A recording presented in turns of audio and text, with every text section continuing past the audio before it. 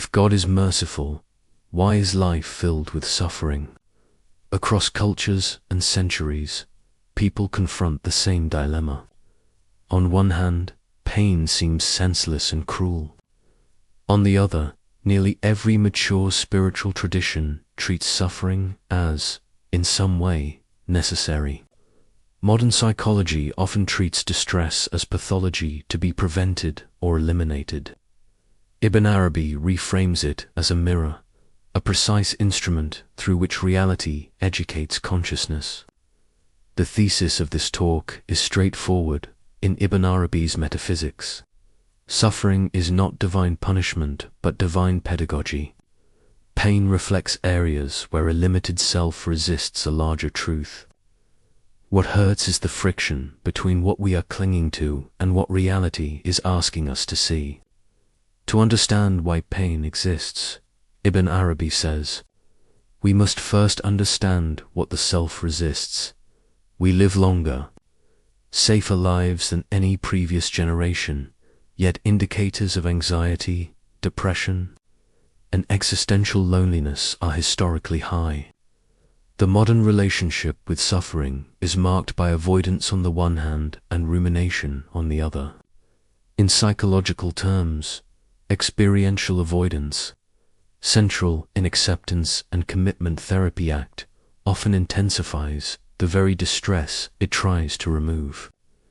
When we struggle not to feel anxiety, we add a second layer of resistance to the original sensation, amplifying it.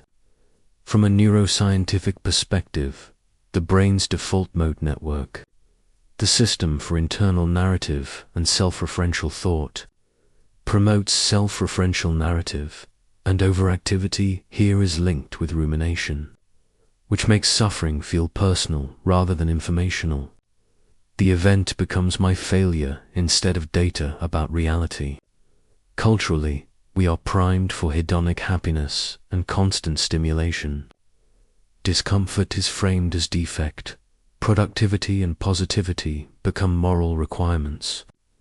Meanwhile, research on expressive suppression shows that pushing feelings down elevates physiological stress and predicts burnout. The philosophical tension is obvious. If the purpose of life is pleasure, suffering is meaningless by definition. Ibn Arabi overturns this premise. Pain is not the absence of mercy, it is the form of mercy you do not yet recognize. The question shifts from how do I stop this to what is this showing me? Who is Ibn Arabi, and what model allows him to claim suffering is intelligible within a merciful universe? Ibn Arabi 1165 sampai 1240, known as Al-Sheikh, Al-Akbar, the greatest master, articulated a comprehensive metaphysics centered on Wadat al-Wujud, the unity of being. For him, existence is tiled, divine.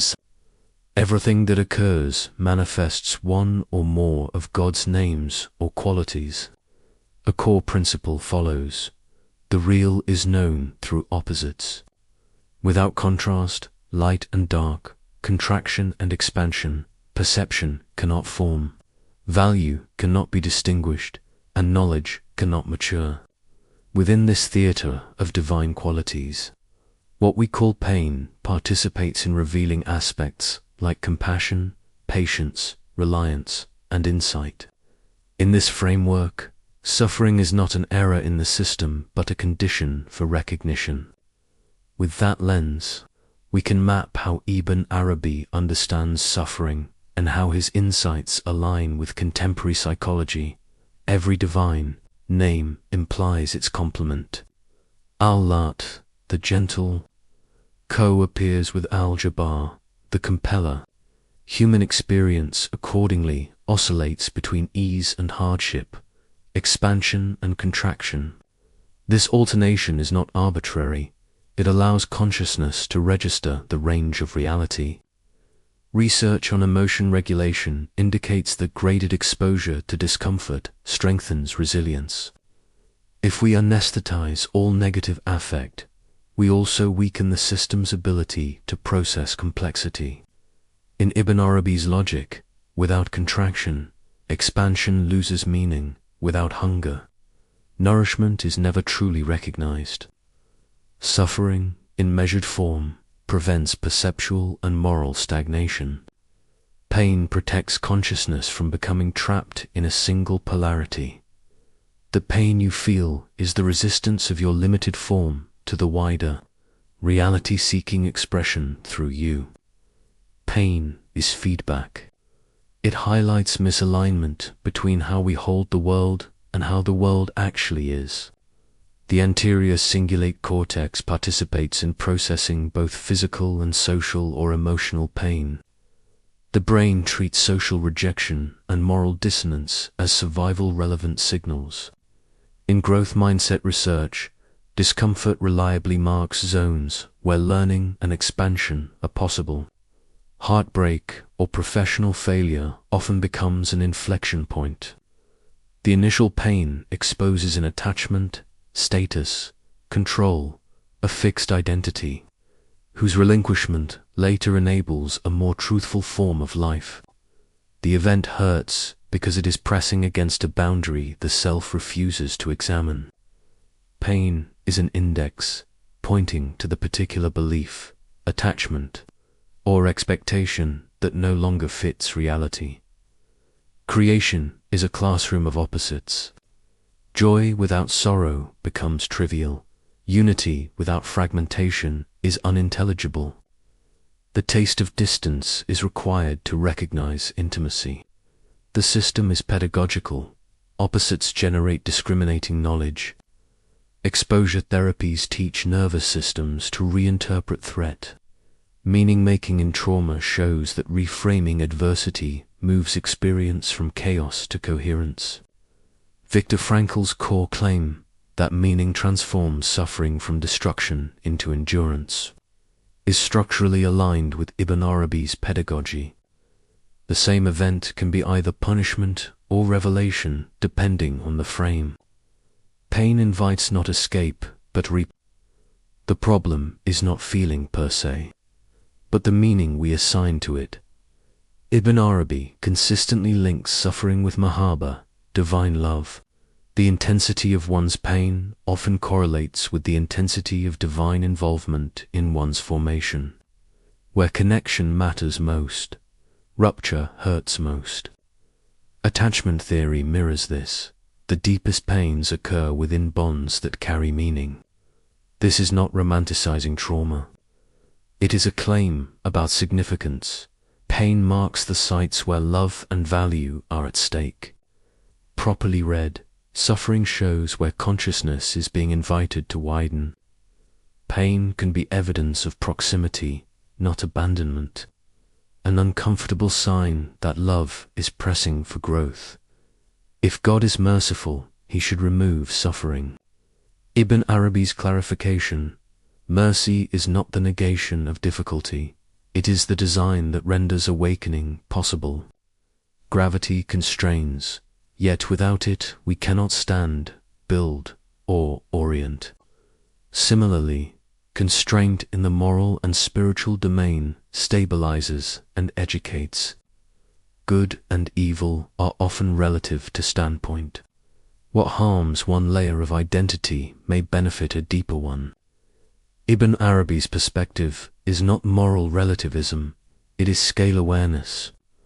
The surgery that wounds the skin preserves the organism. The burning of fire destroys a form while releasing energy that sustains broader systems. From a narrow lens, loss looks like negation. From a wider lens, it may serve integration. Suffering is meaningless when approached as chaos. It becomes coherent when approached as curriculum. In cognitive reappraisal, reinterpretation of adversity reduces distress and increases executive control. The content may not change, but the relationship to it does. Ibn Arabi's version: suffering ceases to be suffering the moment it becomes knowledge. The aim is not to glorify pain, but to learn from it.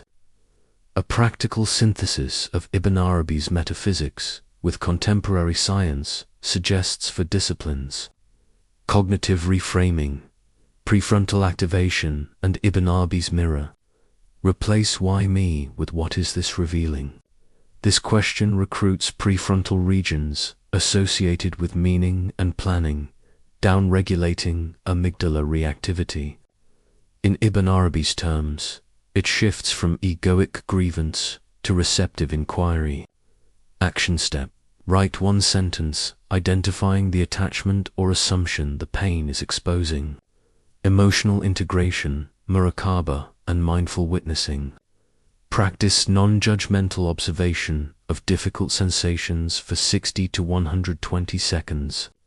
Labeling tightness, heat, sadness without evaluation reduces affective load. This mirrors muraqabah, a Sufi practice of alert inner observation before the divine. Action step: schedule to daily observation blocks to scan body and breath without problem solving. Meaning construction, from endurance to insight. Following Frankl, deliberately articulate meaning. What value is being formed? What skill is being trained? In Ibn Arabi's frame, ask, which name is being disclosed? Patience, reliance, compassion. Action step: after acute events, complete a brief meaning journal.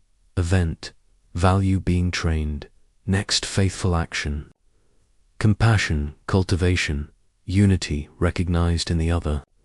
Recognize that pain is a shared human signal. Empathy work engages neural systems that decrease defensive isolation. In Sufi ethics, compassion is not mere sympathy, it is recognition of unity, the one life appearing in many forms. Action step: when encountering others' pain, silently affirm, this, too, is the real. Seeking recognition, then choose one concrete supportive behavior. These practices translate pain into perception. Suffering becomes less about resistance and more about refinement. The same energy that once fueled rumination now powers learning and connection. Suffering is not the opposite of mercy, but a veiled expression of it. In Ibn Arabi's Metaphysics, pain is the friction created when a limited self meets an unlimited reality. That friction is informative. It signals where understanding must widen, where attachments must be loosened, and where a divine quality is asking to be known. Modern science converges with this logic. Neuroplasticity, post-traumatic growth, and reappraisal all indicate that transformation requires structured difficulty. When resistance softens, pain becomes perception. When perception deepens, suffering becomes signal. Move from how do I make this stop to what is this for?